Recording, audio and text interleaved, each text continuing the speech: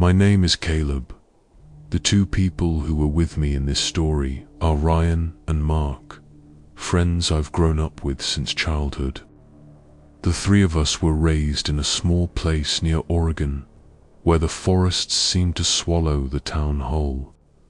Where we lived wasn't quite a city, but it wasn't exactly a town either. After a few streets, the asphalt would end, dirt roads would begin, and pine trees would close over the sky. Our fascination with nature wasn't a coincidence. The biggest reason was my grandfather. My grandfather, Edgar, was a man who had spent much of his youth in the mountains. He hunted, sometimes staying away from the city for weeks at a time. When I was little, he took me with him. He taught me how to build a fire, how to find my direction when fog rolled in, and why you should never make unnecessary noise at night. But what stayed with me the most were the stories he told. Edgar had certain stories that were very different from the others. When he told them, his voice would change, and he chose his words carefully. He would talk about a mountain settlement that had been completely abandoned years ago. It had no name on any map. The roads leading to it were gone. Locals called it Black Hollow, but my grandfather said that wasn't its real name. When I asked why it had been abandoned, he never gave a clear answer. No one tells the same story, he would say. Some say disease, some say fire, but those who know the real reason don't talk. Sometimes he said things that were even more unsettling. It wasn't abandoned, he would say. It was just realized that it didn't belong to humans. Back then, I didn't take it very seriously. I was just a kid. But whenever Edgar spoke about it, he always ended with the same warning. Don't go there. Years passed. High school, then college. Ryan, Mark, and I ended up living close to one another. We had different jobs, but we still sat at the same table in the evenings. One early summer, I went back to town to visit Edgar. He had aged. He was quieter. He spent long hours sitting on the porch, staring at the mountains. One evening, as it grew dark, the subject of Black Hollow came up again. I hadn't asked anything, but Edgar suddenly looked at me. "I don't want to hear that you've gone there," he said. I didn't respond. But a few days later, Ryan and Mark came to town to see me. While we were talking with Edgar, I noticed the curiosity in Ryan's eyes when the subject came up. He didn't ask questions, but even his silence felt dangerous. A few days after we returned to the city, we were sitting in a cafe like always when Ryan suddenly said it. "Let's go to Black Hollow." I set my glass down on the table. "You can't be serious," I said. "I know where it is," he replied calmly. "And we'll just look around and leave." Mark shrugged. "Doesn't matter to me," he said, which meant he was definitely coming. I objected. I told them about Edgar's warnings, but Ryan had already made plans. He'd arranged a large van, packed tents, sleeping bags, flashlights. In the end, I gave in reluctantly. I kept telling myself it would be just one night. At most, we left before sunrise. As the city fell behind us, our phones lost signal. The road narrowed, the air grew colder. The static from the radio was irritating. I turned it off. An uneasy silence settled inside the van. Hours later, We saw the ruins houses lined up along the mountainside, black hollow, even without stepping out of the van. A sense of unease washed over me. The houses stood unnaturally close together. Most had collapsed roofs and crumbling walls, but some were still standing. As if the village hadn't died only, the people had gone into hiding. We began exploring. Inside the houses, belongings were still there. Rugs, picture frames, table legs. It felt like the people had left in a hurry. One house stood out, a two-story structure, far more solid than the others. We decided to stay there. We lit the fireplace and cooked. As the sun set, the village seemed to disappear entirely. The trees swallowed everything. The air suddenly turned cold. That was when a dull bell sound came from outside. Ryan said it must have been coming from villagers farther down the mountain, but it didn't sit right with me.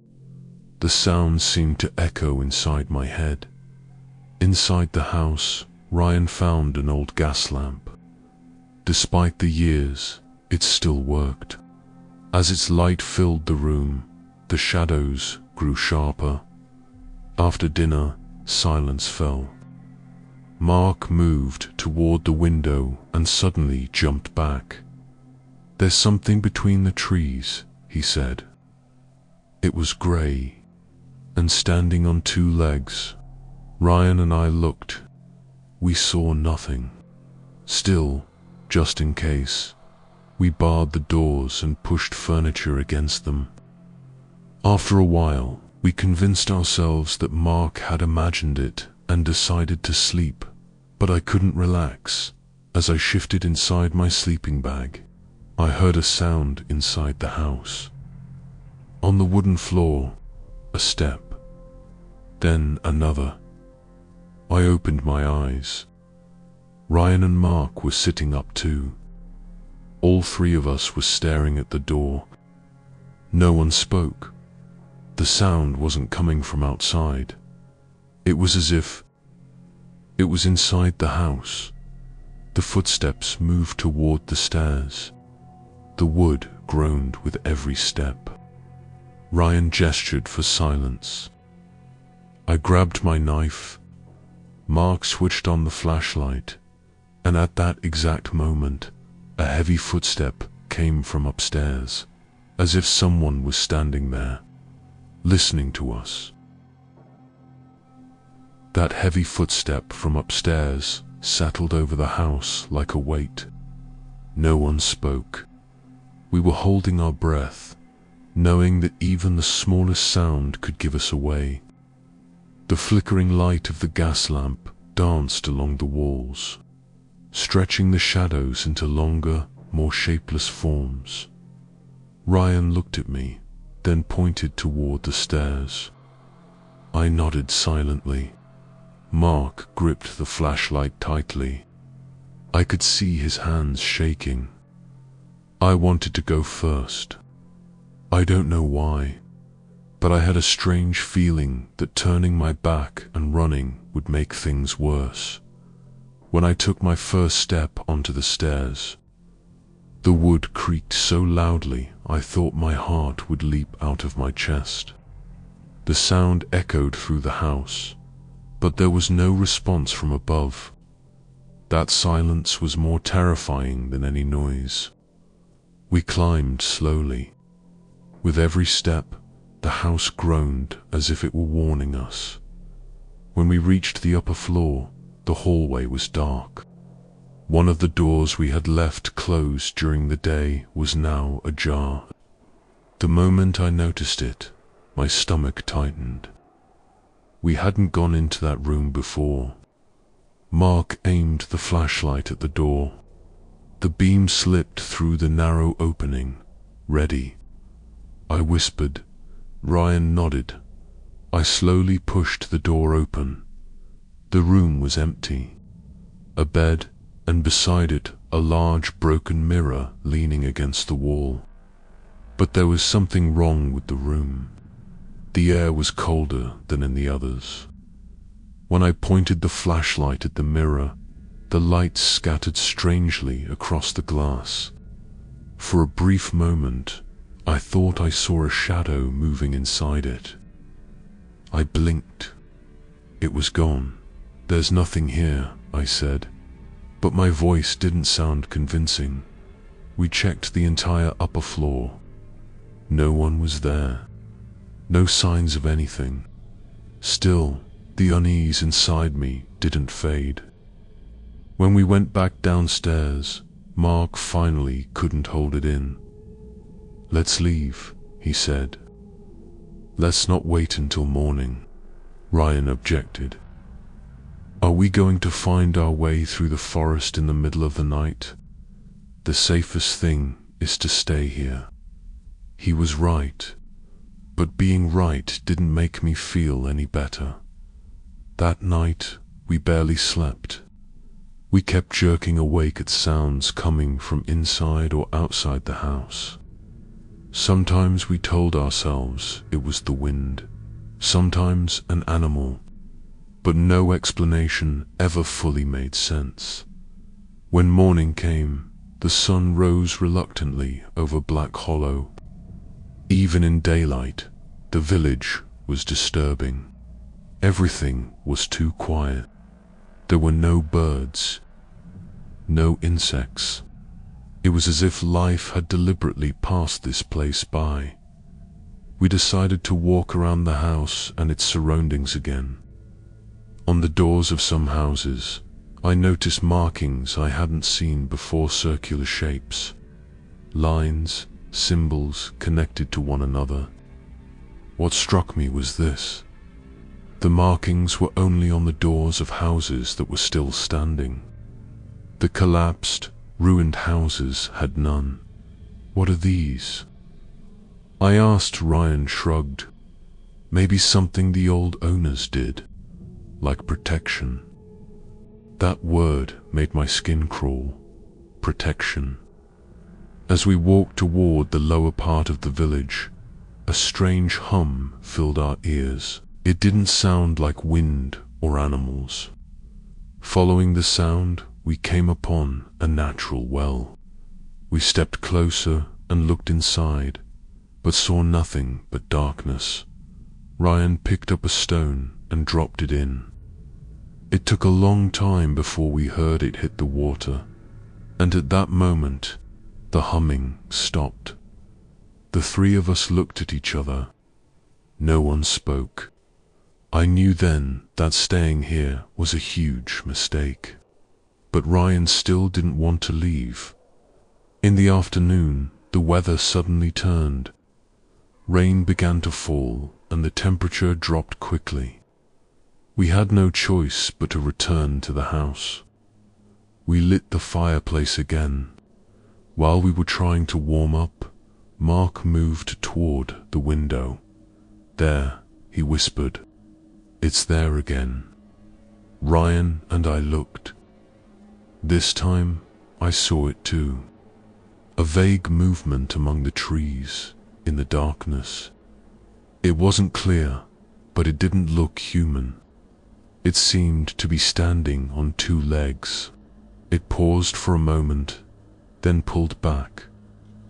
At that same moment, sounds began to come from inside the house, as if someone or something was moving both outside and inside at the same time. My heart felt like it was about to tear out of my chest. We looked toward the door. From within the darkness in front of it, a silhouette emerged. As its shape became clearer, my mind tried to reject what it was seeing. It looked like an animal, but it wasn't. A long-faced, horned being, standing on two legs. Its eyes were pure white. There was no emotion in them, only a cold fury. It took a step forward. Mark struggled not to scream. Ryan was frozen. I tightened my grip on the knife, knowing how useless it was. Suddenly, The creature let out a sound filled with pain, staggered as if pushed back, and was dragged into the darkness. We didn't move until morning, when the sun rose. We gathered our things and ran out of the village. The moment we got into the van, I turned back. Black Hollow looked as if it were watching us. After returning to the city, none of us were the same. Mark woke up screaming at night. Ryan stared into the dark, whispering, "There, there."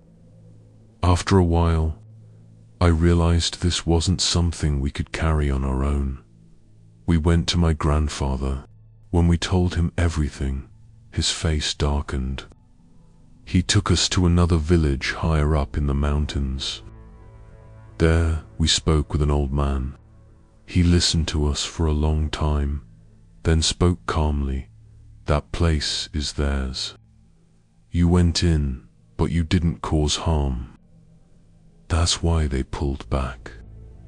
If you had harmed anything, or stayed there one more night, you wouldn't have come out." He looked at me and added, "You survived because of your grandfather.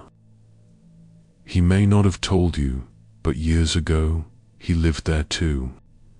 In exchange for leaving that place, those beings agreed not to touch his family. That was the deal. After that day, we never spoke of Black Hollow again. But I learned one thing. Some places are not abandoned. They simply do not belong to us." Thank you for listening to this story until the very end. If this video affected you, don't forget to support the channel by liking it. For more dark and realistic stories like this, make sure to subscribe and turn on notifications. See you in the next story.